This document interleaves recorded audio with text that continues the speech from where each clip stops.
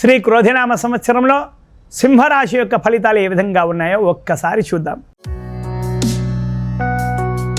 మఖా నక్షత్రం 1, 2, 3, 4 పాదాలు, మొత్తం 4 పాదాలు. అలాగే పుబ్బా నక్షత్రం మొత్తం 4 పాదాలు. అలాగే ఉత్తర నక్షత్రం 1వ పాదం. వీరు సింహరాశి కిందికి వస్తారు. వీరి యొక్క ఆదాయం 2, ఖర్చు మాత్రము 14, రాజపూజ్యం 2, అవమానం కూడా 2. వీరికి ఒక్క రాహు మాత్రం అష్టమంలో ఉన్నాడు. మిగతా గ్రహాలన్నీ కూడా బలంగా ఉన్నాయి. రాహు యొక్క ప్రభావం ఏ విధంగా ఉంటుందంటే శత్రుమూలక సమస్యలు వస్తాయి. అలాగే ఆరోగ్య సమస్యలు, నేత్రమూలక సమస్యలు, నేత్ర సంబంధిత వ్యాధులు కూడా వస్తుంటాయి. కాబట్టి కొద్దిపాటి జాగ్రత్తలు పాటించాలి ఖచ్చితంగా. వీరికి సంఘంలో గౌరవ మర్యాదల యొక్క విషయంలో కొన్ని అవాంతరాలు ఎదురయ్యే అవకాశాలు ఉన్నాయి. ఎవరి జోలి కంటే వారి జోలికి పోవద్దు. ఎంత స్నేహితులైనా కూడా సహాయార్థం కూడా వెళ్ళబడదు. అలా వెళ్తే కనుక అక్కడ పనులు సంపూర్ణం కాకుండా అపనిందల పాలయ్యే అవకాశాలు కూడా ఉన్నాయి. అలాగే ఆరోగ్య విషయంలో కూడా జాగ్రత్తలు పాటించాలి. ధనధాన్యాల విషయంలో లోటుపాటు అనేది అస్సలు కూడా ఉండదు. పుష్కలంగా ధనధాన్యాలు ఉంటాయి. మనశ్శాంతి అక్కడక్కడ కలవరం చెందుతూ ఉంటారు. మనశ్శాంతి కొద్దిగా లోపిస్తుంది. కాబట్టి కొద్దిగా జాగ్రత్తలు పాటిస్తే చాలు. అలాగే వివాహం కాని వారికి వివాహం అవుతుంది. కానీ అక్కడ జాతక పరిశీలన ఖచ్చితంగా అవసరం ఎంతైనా ఉంది. రుణాలు ఏమున్నా కూడా అవి తీర్చేస్తారు. కొత్త రుణాలు చేస్తారు, అవి కూడా తీర్చేస్తారు. అలాగే మరింత మెరుగుపడాలి అంటే కనుక రాహుగ్రహం యొక్క అనుగ్రహం ఖచ్చితంగా కావాలి. జవాన్ల విషయానికి వస్తే కనుక వీరు ఖచ్చితంగా ఆరోగ్యం పట్ల దృష్టి పెట్టాలి. అధికారులకు అండదండలు పుష్కలంగా ఉంటాయి. అలాగే శత్రుమూలక సమస్యలు ఖచ్చితంగా వీరికి ఉంటాయన్నమాట. అపరిచితులతో జాగ్రత్తగా ఉండాలి. అలాగే రైతుల విషయానికి వస్తే కనుక వీరు కూడా వేసిన ప్రతి పంట కూడా చేతికి అందుతుంది.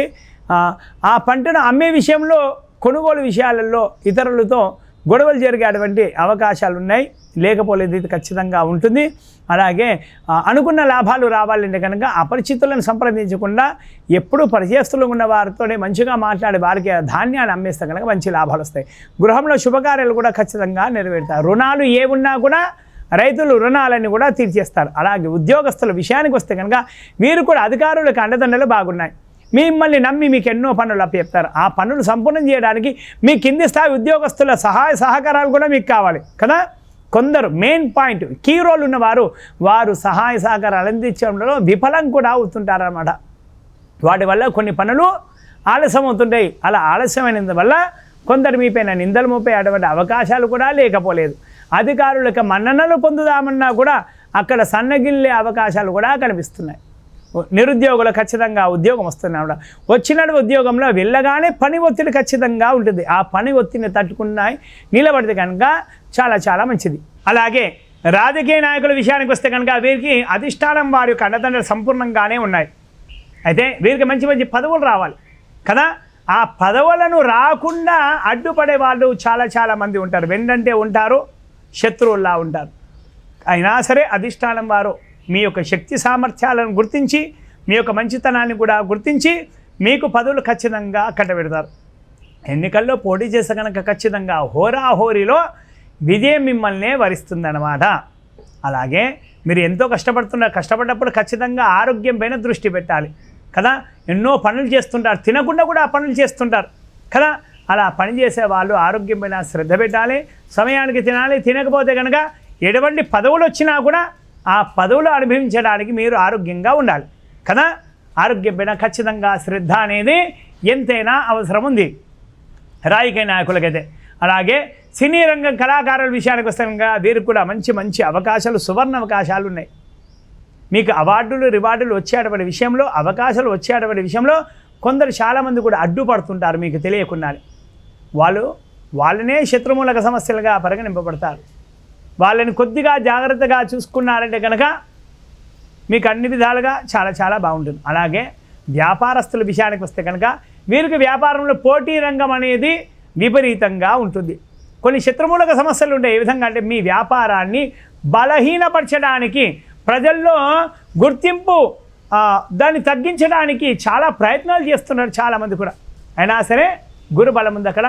మీ వ్యాపారం యొక్క ప్రచారం ఎక్కడ కూడా తగ్గదు. కొద్దిగా సన్నగిల్లినట్టుగా ఉంటుంది. తర్వాత మీ వ్యాపారం పుంజుకుంటుంది కూడా.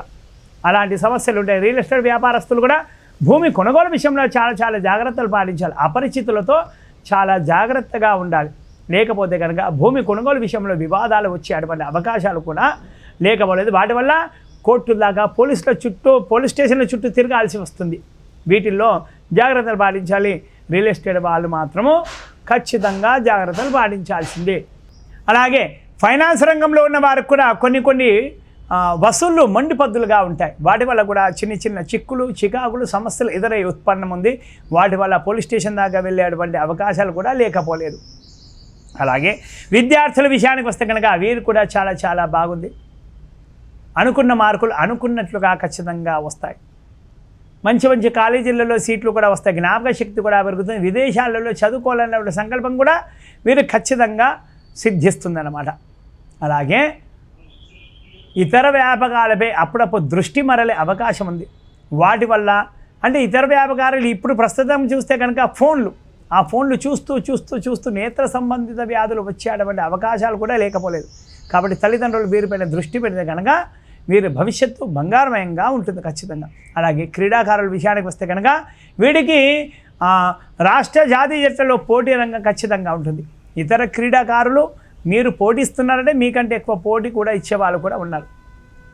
అలాగే సెలెక్టర్ల దృష్టిని కూడా ఆకర్షిస్తారు. కోచ్ యొక్క అనుగ్రహం కూడా ఉంది. మంచి స్థానాన్ని సంపాదించుకున్నారు. పోరాట పడమని ఖచ్చితంగా ప్రదర్శించాలి.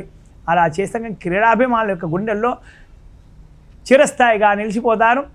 అవార్డులు రివార్డులు కూడా వచ్చేటువంటి అవకాశాలు కూడా మీకు ఖచ్చితంగా ఉన్నాయి. మొత్తం మీద ఈ రాశి వారిని పరిశీలిస్తే కనుక రాహుగ్రహం యొక్క అనుగ్రహం ఖచ్చితంగా కావాలి.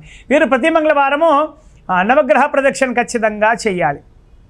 అలాగే సుబ్రహ్మణ్య స్వామి వారి యొక్క దర్శనం, అలాగే అమ్మవారి యొక్క దర్శనం, దుర్గా అమ్మవారు కానీ ఏ అమ్మవారైనా సరే దర్శనం చేసుకొని కుంకుమార్చనలు సుబ్రహ్మణ్య స్వామికి అభిషేకాలు అర్చనలు చేస్తే కనుక చాలా మంచిది. అలాగే రాహుగ్రహం యొక్క ఇంకా సంపూర్ణ అనుగ్రహం కావాలి.